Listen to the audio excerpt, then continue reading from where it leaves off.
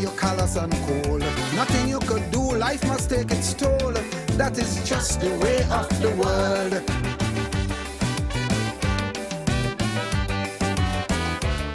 .35 in Trinidad and Tobago. Well, as Gypsy says, that's just the way of the world. Is it enough to say that? Can we make a change? Can we really do something different? Or do you just say, well, look, this is the grand plan and you just have to roll with it? But anyway, media reports suggesting that there's been a slow start to government's Safe Zone initiative for businesses yesterday across both islands. Not everyone reopened, and some establishments, such as food courts, are unclear as to how to treat with the new policy. Other businesses, though, were just happy to once again open their doors to patrons. Well, let's get an update from two chamber heads, Kiran Singh, president of the Greater San Fernando Chamber of Commerce, as well as Martin George, head of the Tobago Business Chamber, joining us via our Zoom link. Good morning, gentlemen. Thanks very much for taking the time. If I could start with Mr. Singh, what sort of feedback, what did you detect yesterday with the reopening of some businesses via the new Safe Zones policy? Good morning to you, Mr. Singh. Good morning, Fazir, Martin, and to Trinidad and Tobago. So it was a pleasure to be on TV6. Yesterday, Fazir, and to the nation, we witnessed what we could describe as a soft opening to the entertainment sector and the recreational sector. A lot of people are hesitant, somewhat not ready to re-enter this particular arena due to a number of reasons. Lack of the vaccine, not being fully vaccinated, the fear factor is still there. And of course, the restrictions that we have where the under 12 not allowed to enter the premises. And we also have the question of those between 12 and 17 who may not have ID cards. Because if you have to prove your vaccination status with your ID, how does this sector of the population enter the premises with their parents or guardians to enjoy the benefits and the services that are offered in these particular sectors for zero? And let's get the perspective as well from Martin George to give us his perspective from the Sister Isle, which has faced significant economic challenges for a number of years now, for many different reasons, made worse by the pandemic. Good morning to you, Martin. Thanks again for taking the time. Your take on what would have happened in Tobago? Yeah, hi, good morning, Fazil, good morning, Kiran, and good morning, Trinidad and Tobago. Fazil, similarly, there have been some challenges in Tobago, and I think nationwide with this rollout. Now, as we've said from the get-go, we are appreciative of the attempts by the government to at least allow an ease up of the restrictions. However, there is much need for more detail, more practical considerations, and for more support from the government in the sense of the enforcement.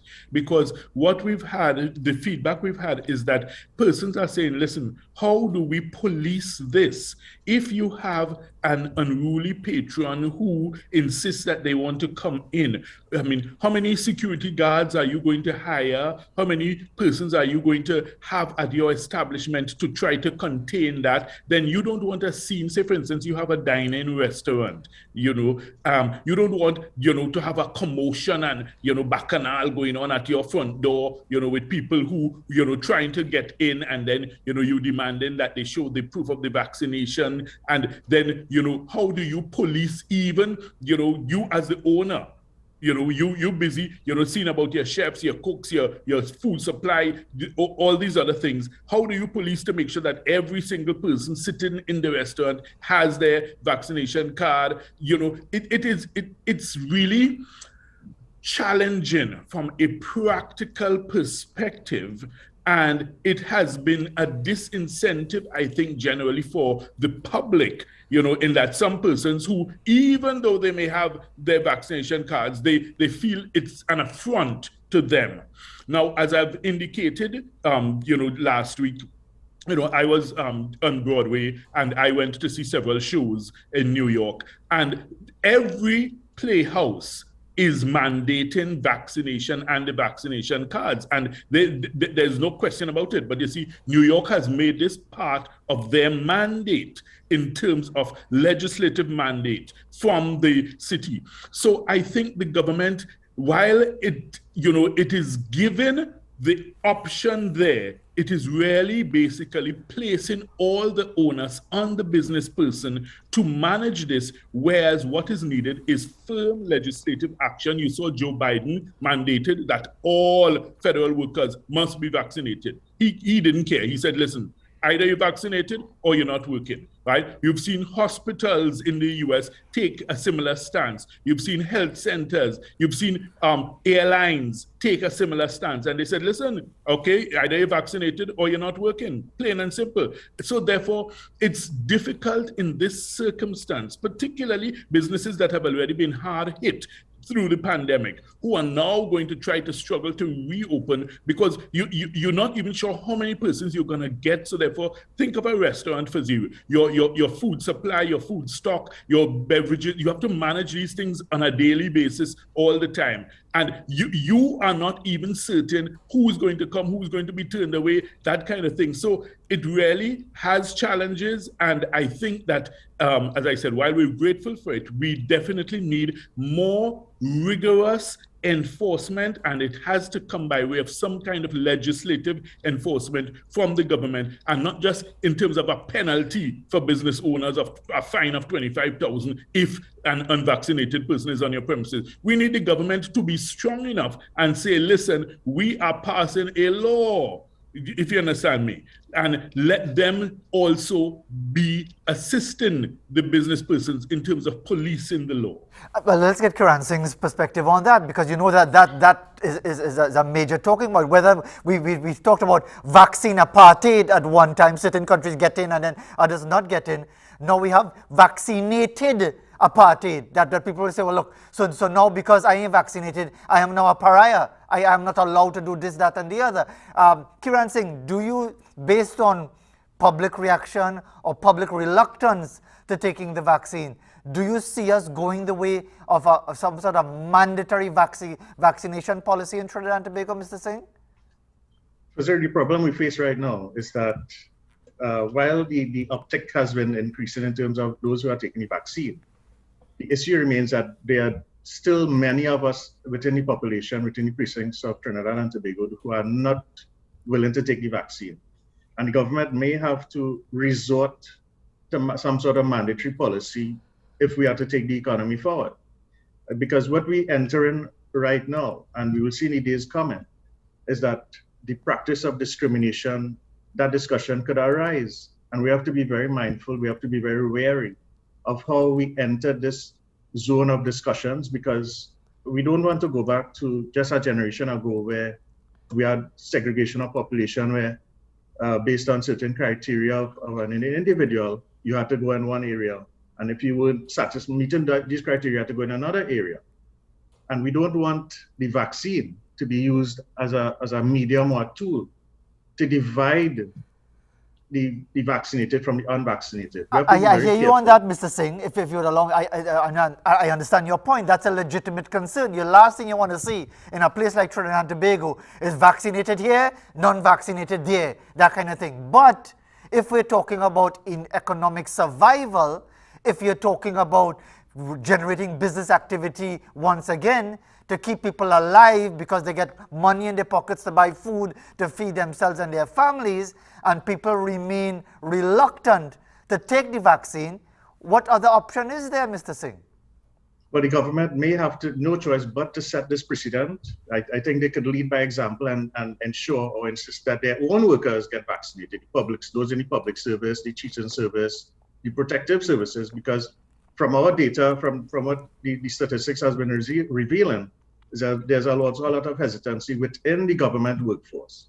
And maybe they should also take that example that they want the business community to lead, and they should also to take the grab this situation by the horns and say, listen, our workers have to get vaccinated as well. If you don't do it, we're gonna make it mandatory, and it eases the burden of the business community, the private sector, of the average citizen on the street.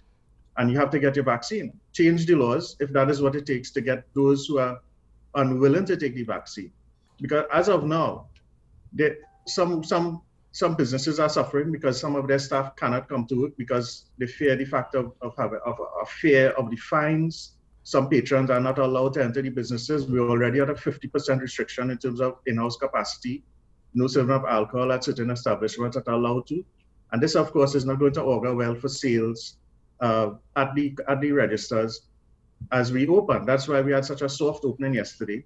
And you would have been seeing through the media and doing surveys and so on that a lot of businesses will take their time to reopen as we going forward, because they're just not in this comfortable safe zone criteria that has been created.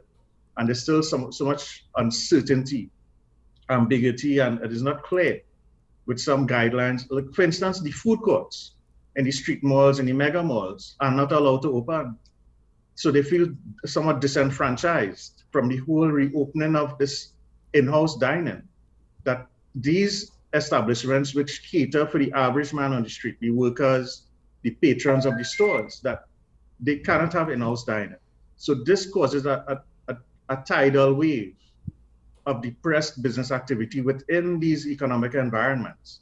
And what happens as a result is you have depressed commerce still continuing. So we continue to plead that these situations should be changed.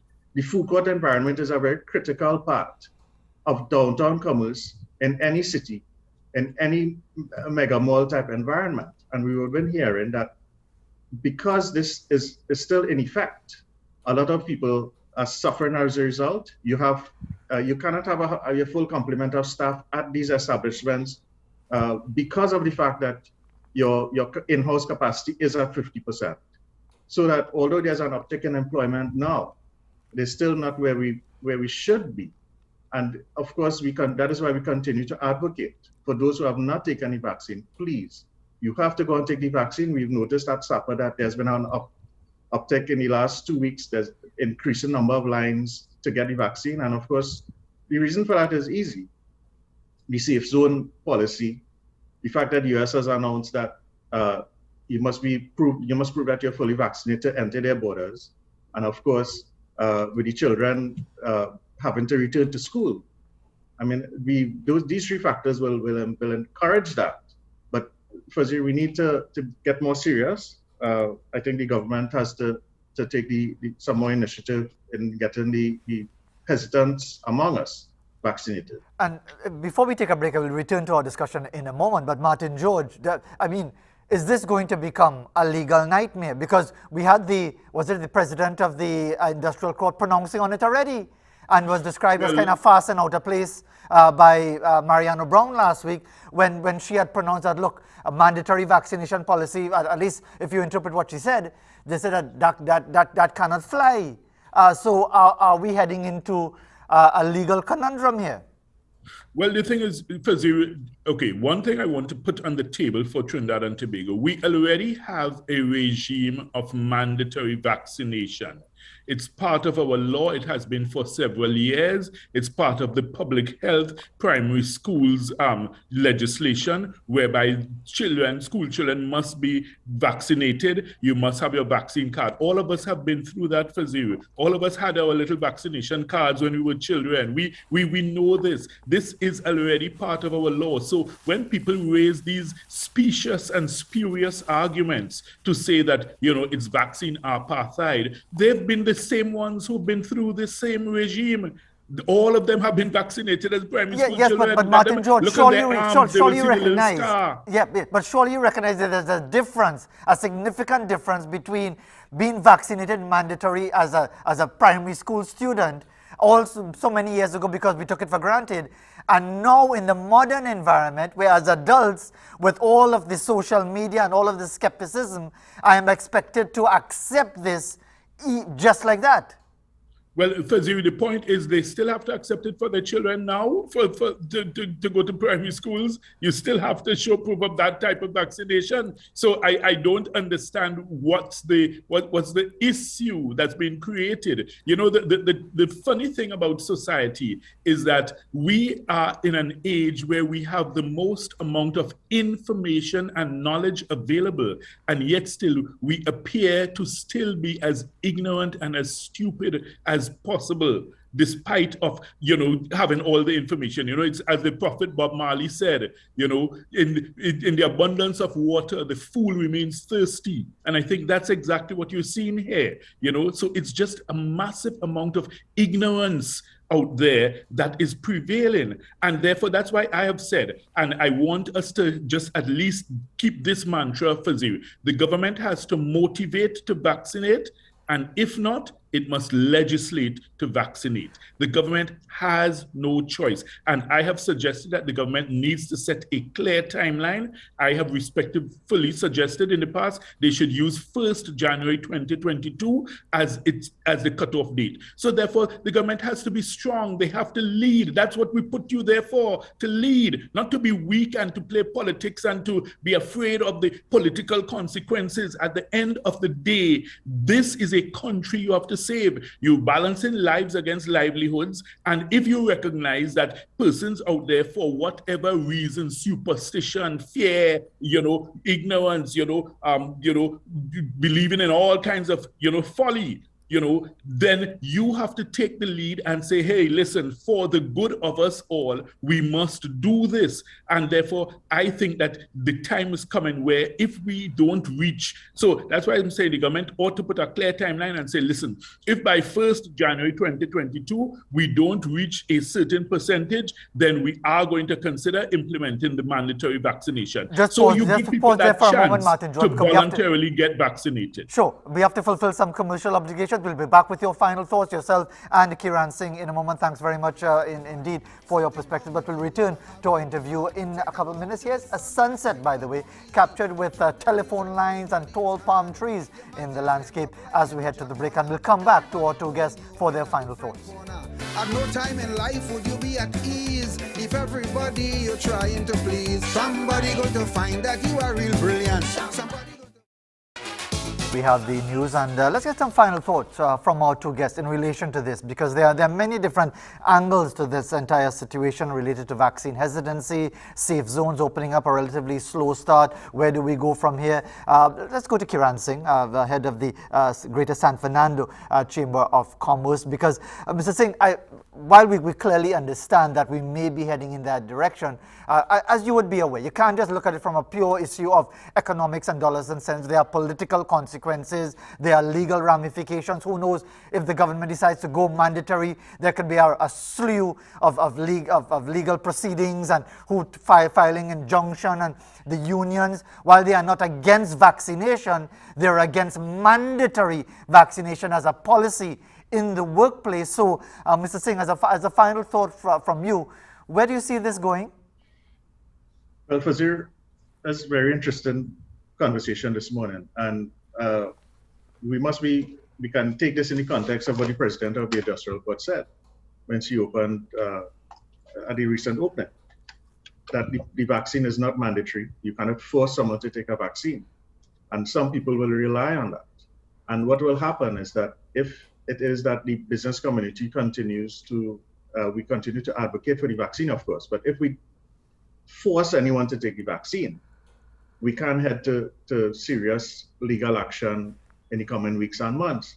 And we have to be very wary of we can't do that without government intervention if that is what we seek and if that is how we're going to come out of the pandemic. It's proven scientifically that the vaccine, it protects you, it saves lives. And as you all added, it goes, God helps those who helps themselves, as we were discussing earlier and during the break. And this is how we have to, if this is what we have to do as a society, then we have to do that. And then we also have to look at the curfew hours, which is right now, we close at 10, or we have to be home by 10. This does not augur well for the sectors that have been allowed to reopen and with the 50% capacity and so on. The times that these sectors thrive after the normal work hours of the society. So if you have to be home at 10, most businesses are telling you by 7:38 they are closing their doors. So where does the sales come in for those establishments that within this sector, within this environment? How do they prosper? How do they pay their staff? How do they pay for stock and their services and so on that will attract their customers? And until we don't get that formula right, we will continue to see a somewhat slow process to the reopening. We've been hearing yesterday, and we'll continue to hear in the next few days, that some establishments will choose not to reopen because it just does not make economic or financial sense in a viable, meaningful way for them and their workers. And we need to be very careful, Fazir, with this. And of course, we continue to say that the government should lead the way and set some sort of policy guidelines to ensure that their workers are also taking the vaccine, so that I like what Martin was saying, that set a deadline, January 1st, 2022. Let's have everyone on board to reopen everything, remove the curfew. The state of emergency is coming into an end within the next few weeks, so that we can move about safely. Miami Carnival was a huge success. We are a carnival country. I'm sure everyone wants to enjoy carnival next year. But the only way we can do that, people of Trinidad and Tobago, is to prove that you are vaccinated. Those pet promoters, if we want to do that, they're going to tell you straight, no vaccine, no entry. So let's get the formula right. Let's go and get the vaccine. Let's get the economy going. Let's get the country and the society safe. And we can follow we like to follow the US in everything they do. So why are we not taking the vaccine? So Okay, Mr. Singh, time is going by. Thanks very much for your perspective as well. And in the little time that we have available, Martin George, I mean, you represent elements of the Tobago business community, where there's an election coming up on December the 6th. So you can't leave all the politics from it. You know that the government is not going to go anywhere near any sort of announcement of mandatory vaccination, at least until after December the 6th, Martin George.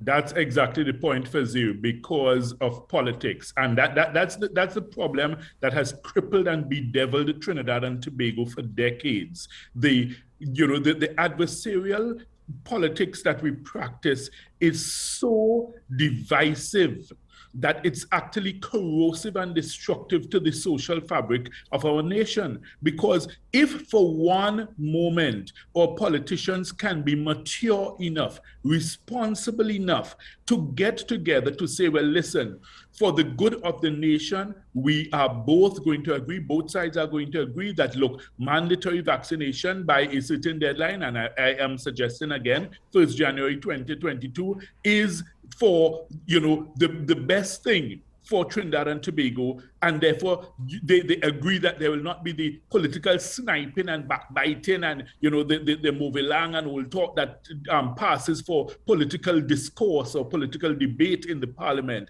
But the point is, I don't know if they have that level of maturity, because we've seen the government vacillate on the issue. We've seen the opposition, they've been changing their position, to suit the political wind, even in Tobago. You see one of the leading parties contending for the election, some members are saying, well, yes, they're vaccinated, and you have one of the leaders say, no, he's not vaccinated and he's not going to take it. And, so therefore, you get the mixed messages. So as a result, the population gets no clear directive, no clear signal that, look, this is the way we are all going. Fazir, I'll tell you something. I study people and psychology, and I understand the dynamics of how populations work.